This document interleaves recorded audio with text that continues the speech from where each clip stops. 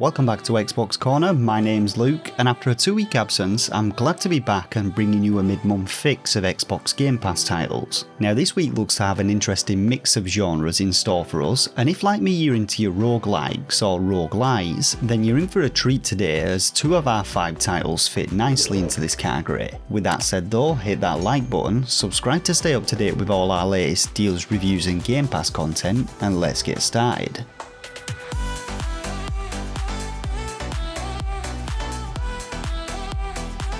So our first title in today's roundup is called Ring of Pain, and no, this is not a simulation game involving the consumption of a chicken vindaloo, though that would also be a game I'd most definitely play, but it is in fact a roguelike card crawler which has some rather interesting gameplay mechanics. Now as with most roguelikes, Ring of Pain sees you making your way through randomly generated dungeons, killing monsters and collecting loot and equipment to improve your character's stats, but instead of having the dungeon laid out before you and encountering groups of enemies in the traditional way, each room in Ring of Pain consists of a ring of cards which you're able to rotate either left or right. These cards include things like various monster types, items, chests and ability cards, as well as exit cards leading to different room types, and the strategy with this one not only comes from knowing which direction to move in, but also knowing how each monster will react to your movement, when to hold your ground, and when to make a dash for the exit card. Now there appears to be a huge amount of variety to the game's cards and room types, allowing for plenty of different character builds and a unique experience with every run that you do. Although Ring of Pain uses a card-based system for its gameplay though, unlike deck builder games, you won't actually be creating a deck in this one, and instead it operates more like a traditional roguelike where the cards that you obtain represent equipable items and abilities, so if you're not really a fan of deck builders, then don't be put off by the appearance of this one. I myself am going to be giving Ring of Pain a blast this weekend, and from what I've seen from gameplay, I expect myself to be hooked right from the get-go.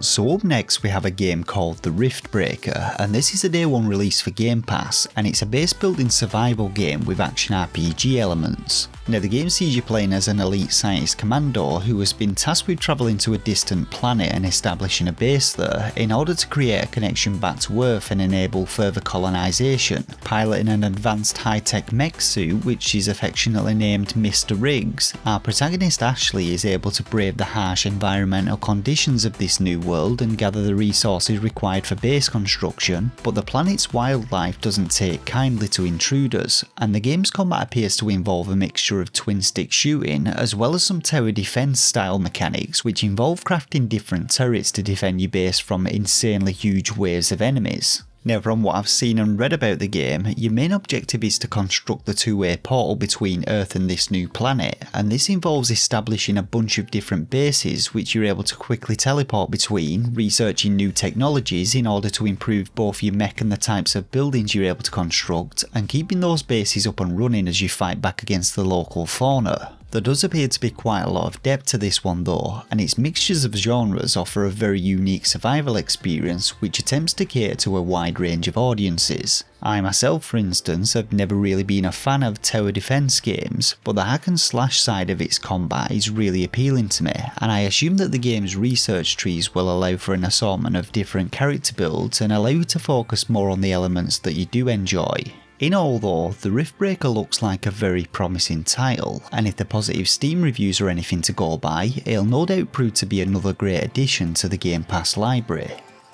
So the third title in today's roundup is The Good Life, and this one is advertised as a debt repayment RPG, and in all honesty, the game does sound a little bit mental. Now the game's story sees you playing as journalist Naomi Haywood, who after finding herself drowning in debt, decides to take on a job in a place called Rainy Woods, the so-called happiest town in the world. Working for a newspaper agency, Naomi is tasked with investigating a local mystery in the town which rather bizarrely involves the townsfolk of Rainy Woods transforming into cats and dogs as night falls, but in an unexpected turn of events, a murder occurs and Naomi finds herself wrapped up and trying to solve both of these mysteries. Now from what I can gather with this one, by day, gameplay involves you taking photos of trending social media topics to earn money for day-to-day life in Rainy Woods, but as night falls, you actually gain the ability to transform into a cat or dog, and your newfound abilities in these forms are used to solve the various mysteries and incidents that you'll encounter. There are also life simulation elements in the game which require you to eat, sleep and stay clean, and you're also able to grow your own vegetables to cook with, take a trip down to the local pub and have a drink with the townsfolk, and even explore the local area while riding on the back of a sheep, like you do. Overall, whilst the premise is a bit odd and the game comes across as being a little weird, to me it's that good kind of weird which sounds intriguing enough to be worth a play. So our penultimate title, Into the Pit, is one which for some reason didn't get announced in this week's lineup, but it is scheduled to be released on October 19th, and it was revealed to be a Day 1 Game Pass title during August's Xbox GameCon showcase. Now this is the second of our roguelike games today, but it offers an entirely different gameplay experience as we're swapping out the cards for some fast-paced first-person shooter action, and the game follows a lore hunter in search of his cousin who has disappeared after discovering a demonic pit beneath a cursed village. Being a seeker of occultist powers though, instead of arming yourself with the usual assortment of firearms, you're going to be experimenting with different kinds of spells and abilities, and you're able to combine these in different ways as you gather your power and fight your way through demonic forces. Now the roguelike elements in this one have you rescuing different villagers to open up shops offering permanent character upgrades which will then help you to progress further into the pit. The different keys and runes which you gather on your journeys can also be combined to generate different dungeon encounters, and the dungeon delving portion of the game sees you exploring these dungeons and engaging in fast-paced combat which appears to be very reminiscent of retro shooters such as id Software's Doom or the lesser known Heretic games. I have to say though that the visual style of this one has also got me hooked with its dark gothic environments and its neon infused enemies, and I'll no doubt be finding time to give Into the Pit a go when it hopefully releases early next week.